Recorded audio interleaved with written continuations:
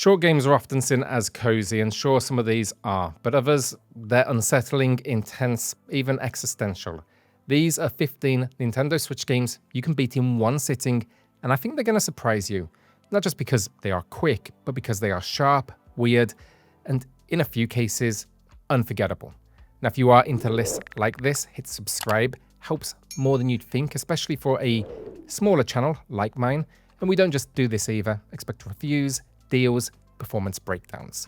More importantly though, YouTube's full of AI-generated lists that clearly haven't played half the games they are talking about. And yeah, guess I'm doing my own little part to change that. Alright, let's get into it.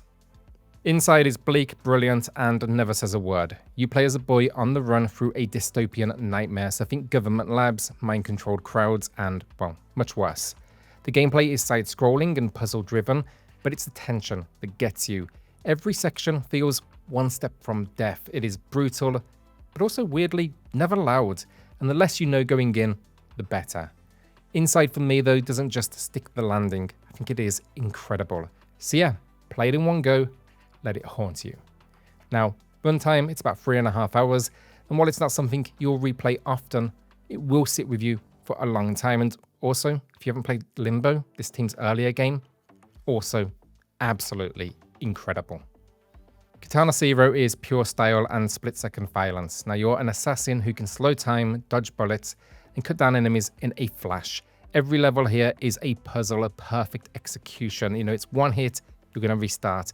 But when it clicks, it's electric. Now the story, it blends noir, psychedelics, trauma, and it's told through cryptic dialogue and fourth wall breaking twists. It's as sharp as the gameplay, and I didn't expect that. I actually thought it was going to be throwaway stuff. That is not the case. It runs around 4.5 hours, but do not be fooled here. It is the hardest game on this list today, and it might take longer dependent on skill level. Still though, like every retry is worth it. I come back often, and it's on this list because I think once you pick it up, it's going to be hard to put down. A short hike is exactly what it sounds like, and also actually so much more, honestly. You play as a bird named Claire, hiking up a mountain to get phone reception. That's it. But along the way, you'll meet strangers, glide over forests, and stumble into small joys at your own pace. It's cozy, funny, and quietly profound. No combat, no pressure, just freedom, charm, and this killer lo-fi soundtrack. Now, it takes about 1.5 hours to finish, but you will want to explore every inch. It is a small game, basically, but it leaves a big impression, and personally, I've been back to it now multiple times. This world, incredibly replayable. Sayonara Wild Hearts is a pop album you can play, a neon-drenched dream of heartbreak, masked bikers, and cosmic geometry. But yeah, it's all about style, speed, and rhythm. You're not just racing, you're performing, syncing every movement to the beat. Gameplay's simple, but hypnotic. Dodging obstacles, hitting targets, riding motorcycles, flying through tarot-themed stages. Now, there is a loose narrative here too about loss, healing, and self-discovery, but it's all told through the music and the motion rather than words. Now, it lasts about 90 minutes, and thanks to its bite-sized level structure and the incredible soundtrack, it is one you will absolutely want to revisit. Absu is peaceful, wordless, and beautiful. You're a diver dropped into an underwater world filled with ruins, sea life, and secrets. There's no combat, no urgency, just exploration, wonder, and the occasional puzzle as you kind of glide through the ocean. There's even a light kind of wordless narrative here if you kind of choose to look for it, I guess. It's told entirely through visuals, atmosphere, discovery, and yet it's around 2 hours long and perfectly paced. Some moments are breathtaking, others meditative. That's a key word I'd use for this game, meditative. But it's one of those games that's more about feeling, basically, than doing, but it is hypnotic. And yes, it's absolutely replayable. Not necessarily for new story beats, but just to revisit the calm, the music, the movement. For me, probably a top game in regards to most relaxing Switch experiences.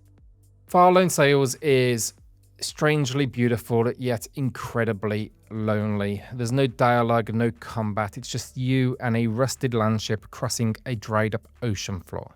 Now you keep it alive, basically, managing fuel, fixing damage, catching wind. It's puzzle-like, but more about rhythm and momentum rather than difficulty. The narrative, like many of the games today, is wordless, but this one in particular, it's open to interpretation. There's small moments that invite you to kind of find your meaning. Now, it's about 2.5 hours, and that feels just right. The soundtrack as well, stunning. It just builds on the atmosphere, and that atmosphere with this game, it lingers. For me, you're not going to return to this one too often, but I do think the sequel, if you want to head there next, also fantastic. Lunastice is pure focused platforming. I'm never quite remember if I'm pronouncing the name of this one right, but it's no filler, no fluff. Got a review on the channel as well, if you want to check that out. But you play as Hannah, a tanuki leaping through dreams, chasing something that's out of reach. It's fast, fluid, it's built for replay. Tight levels, hidden routes, speedrun timers, and just the right balance of challenge and flow.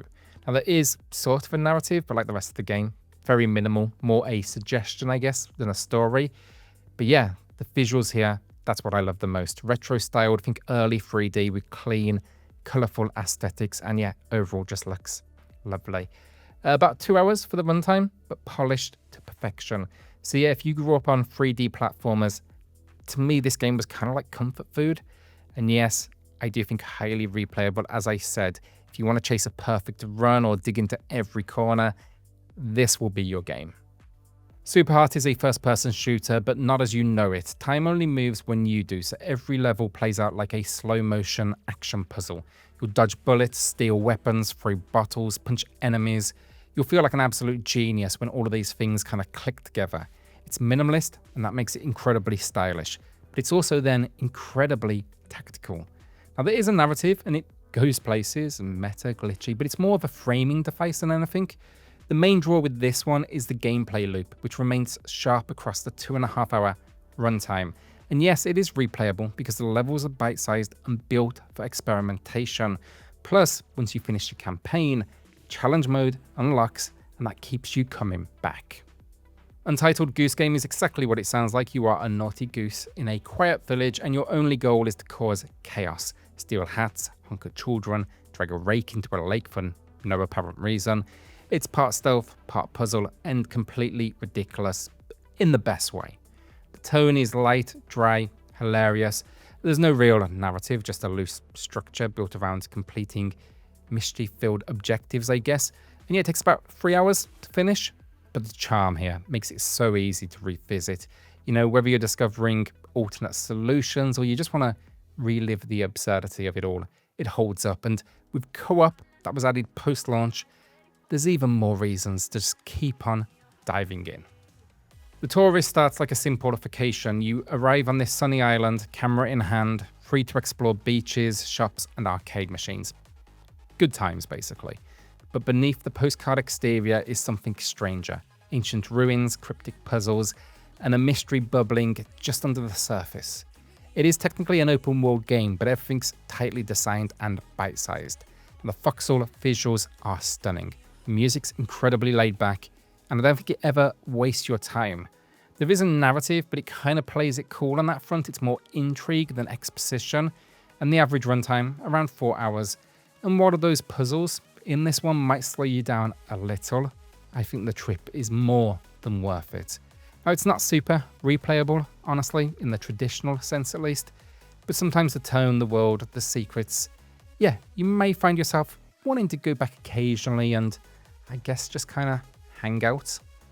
Oxenfree is a ghost story with a frequency twist. Now you play as a group of teens who accidentally open a rift while exploring an abandoned island, and from there, reality starts to unravel.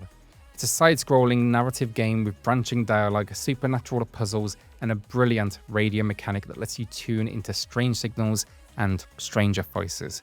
Just want to put this up front, I think this game is a masterpiece. The art style is so well done, the sound design is top tier, and its 4.5 hour runtime, it's perfect. It even features multiple endings.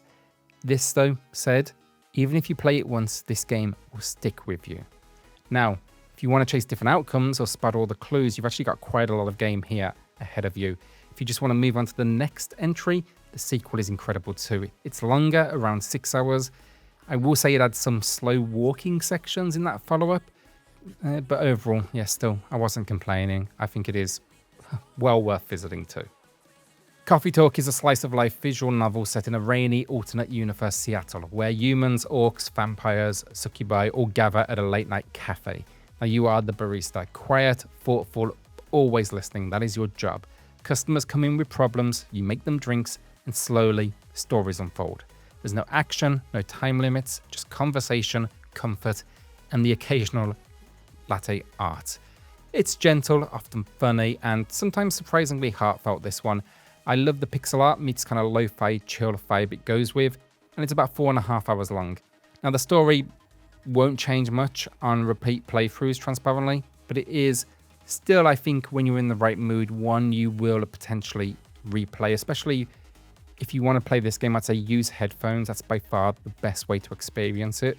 There is a sequel too as well, if you do find you get hooked. Little Nightmares is eerie, beautiful, and quietly terrifying. You play as Six, a small child in a yellow raincoat, navigating a world of grotesque giants and unsettling environments. It is part stealth, part puzzle platformer, but mostly it's about atmosphere. There's no dialogue, just creaking floors, distant groans, and the feeling that you're never quite safe. The narrative here is wordless, told entirely through visuals and dread, and it's all the more powerful for it. Now, it runs around 3.5 hours, and while you might not replay it straight away, this game is another one it's going to stick with you. And if you are looking for something creepy on the short side, but not full of traditional horror, I think this one hits that sweet spot. It's kind of a slow descent into fear. The sequel then as well, honestly, look, that one was better in a lot of ways, but for this list, I had to go with the original.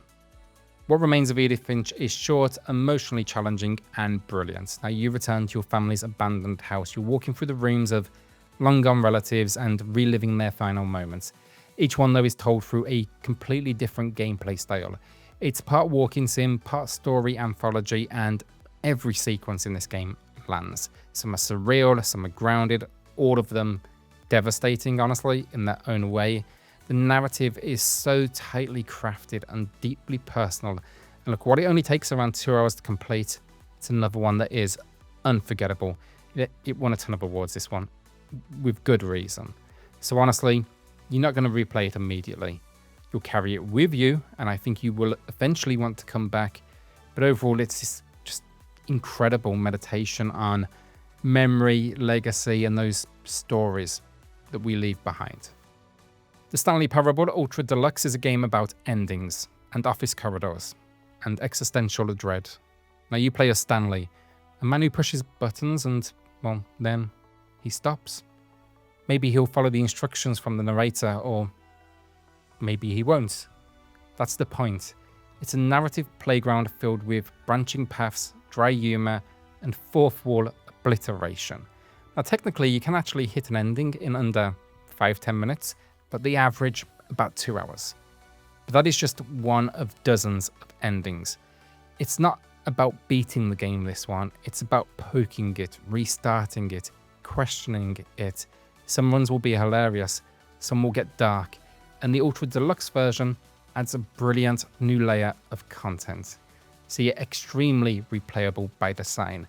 The more you mess with it, the better it gets. And if you've ever wondered what a video game thinks of you, this one actually answers back. So there you go, 15 Nintendo Switch games you can finish in one sitting. Not to say you can't replay them a lot. Some are chill, some are strange, some will absolutely wreck you, but none of them waste your time. So let me know in the comments which one's your favorite, or what did I miss? I'm always looking for more short gems to dive into. And if you enjoyed this, drop a like or hit subscribe if this helped. Especially for a smaller channel like mine, it just keeps these videos coming, and it means a lot more than it may seem. Alright, thanks for watching, and I'll see you on the next one. Cheers all.